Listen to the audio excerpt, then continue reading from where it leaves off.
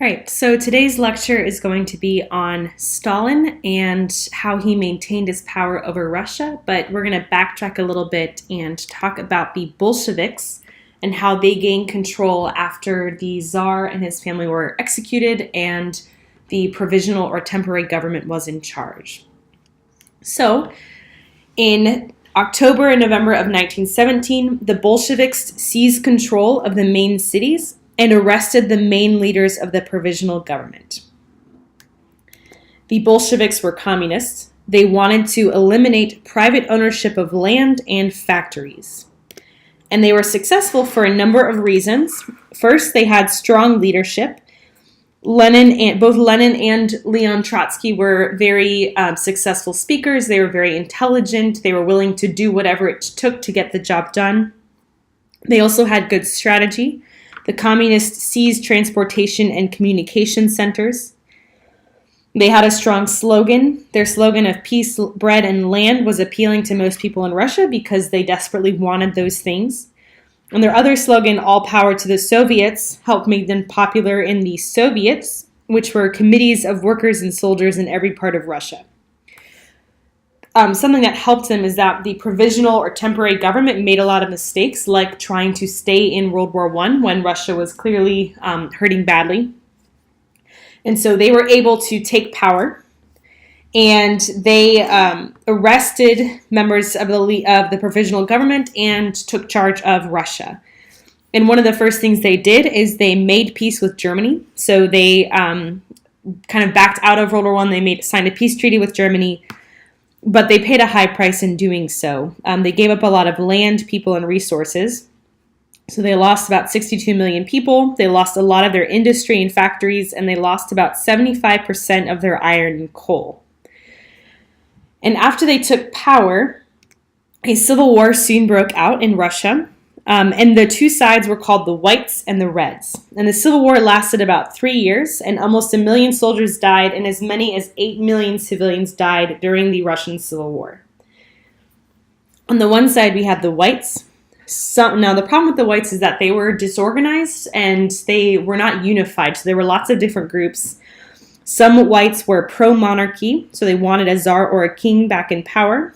Others wanted a democracy where people could vote for their leader. A lot of Whites were upset that the Bolsheviks had given up so much to Germany in the peace treaty. Some Whites were non-Russian ethnic groups that wanted independence, and others were just not happy with the Bolsheviks' tough treatment of their opponents. There were a lot of different groups within the White Army. They did have some advantages. One, they had more people with military leadership experience.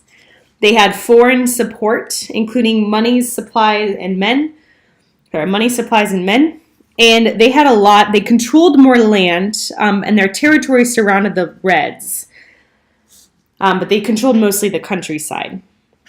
The other side of the Civil War were the Reds, and they were the communists or the Bolsheviks. And they were one party, so they were very unified in what they wanted. They had more people, and they controlled the big cities and most of the industry. So they also had better transportation because they could use the train system to get in between the big cities. It was easier for them to move supplies and troops. Their territory was more compact and easier to control. And Lenin and Trotsky provided effective leadership and used extreme tactics to win. So their leaders were willing to use extreme tactics to get what they needed. So the Reds ultimately won because the Whites were not united, so the Reds could defeat them one at a time. The Reds used an extreme strategy called war communism, where they seized crops from the peasants and gave them to the Red Army. Some people joined the Red Army because it was the only way they could get food. And the Reds set up a secret police force which arrested and often shot their enemies. Now, when the Bolsheviks took over, they faced a number of problems. So farmers stopped growing food because there didn't seem to be a point in growing it since the army kept stealing their crops. As a result, around 5 million people died of starvation. People in the cities ran short of food, and many of them left and went back to the countryside. Production in the factories decreased because the people the Bolsheviks sent to run the factories didn't know what they were doing. So you got people aren't producing as much food, the factories aren't producing as much stuff, and riots started breaking out in several of the cities because people were very unhappy. So the Bolsheviks were afraid of another revolution, and they were afraid of losing power. So Lenin, who was the leader of the Bolsheviks, set up the New Economic Policy, or the NEP. And again, the NEP was designed to solve some of the worst problems so that people would not revolt against the Bolsheviks. So farmers were allowed to keep their crops, but they still had to pay taxes. Some factory owners were allowed to keep their factories, and some foreign companies were encouraged to invest in Russia. So within a few years, food and industrial production levels improved and were close to pre-World War I levels. But then Lenin died, and we get Stalin. So after Lenin died, there was a struggle for power, and most people thought that the person who would take over the Communist Party was Leon Trotsky, who had played a big part in the Russian Revolution. He was very close to Lenin. He was almost like Lenin's right-hand man, and he was responsible for creating and leading the Red Army. So most people were afraid that he would take over and become dictator. And the other person who was kind of fighting for power in the Communist Party was Joseph Stalin. And he hadn't really done a whole lot during the revolution compared to Trotsky. So most people kind of said he was a nobody, and they jokingly called him Comrade Filing Card or the Gray Blur. But Stalin, during this power struggle, Stalin allied himself with other top communists, and then they chose him to become the leader of Russia. So he kind of befriended the right people.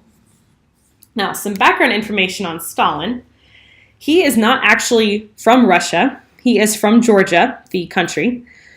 He came from a poor family but had a good education.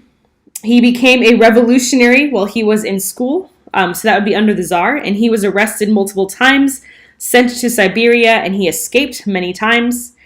His main role in the Russian Revolution was financing or helping pay for the revolution by robbing banks. He also changed, since he wasn't Russian, he's changed his name from his Georgian name to Stalin, which is Russian for made of steel. So he changed his name so he would kind of sound more Russian. And when he came into power, he got rid of Lenin's New Economic Policy. So he got rid of the NEP, and he brought in the 5-year plan instead. So his goal was to have Russia catch up to Western Europe within 10 years. So he was focused on centralizing the economy and bringing it under the control of the government. So he focused on heavy industry like iron, steel, machinery, and mining, and neglected consumer goods. So he didn't really make what the people wanted. He made what he thought Russia needed.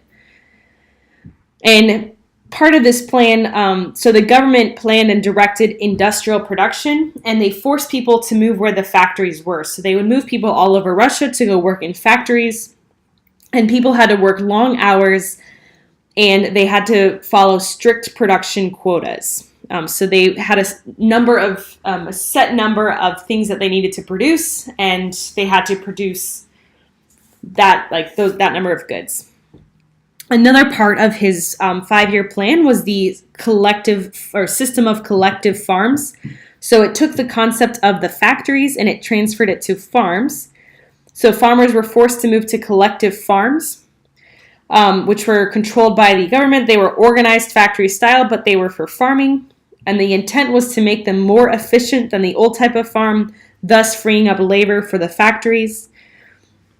So basically the farmers were forced off their land for about a decade. And the government brought in new technology to try to make the farms more efficient. These were massive farms, again, taken away from farmers, and they moved people to go work in these farms. Yes. Okay. Now, the next part, we'll talk about the impact.